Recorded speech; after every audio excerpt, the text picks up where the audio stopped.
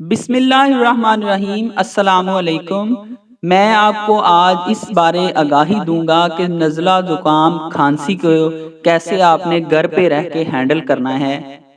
جیسا کہ آپ کو سب کو معلوم ہے کہ نزلہ زکام کھانسی نے پاکستان میں وبائی شکل اختیار کی ہوئی ہے، جو کہ زیادہ تر وائرل انفیکشن کی وجہ سے ہے۔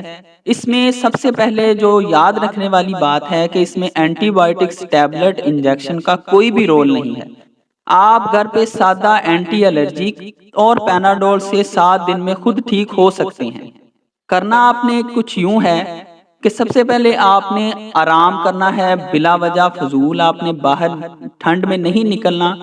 سٹیم لینی ہے، باف لیں گے آپ۔ گرم مشروبات جیسے کہ چائے اور سوپ وغیرہ کا استعمال کریں۔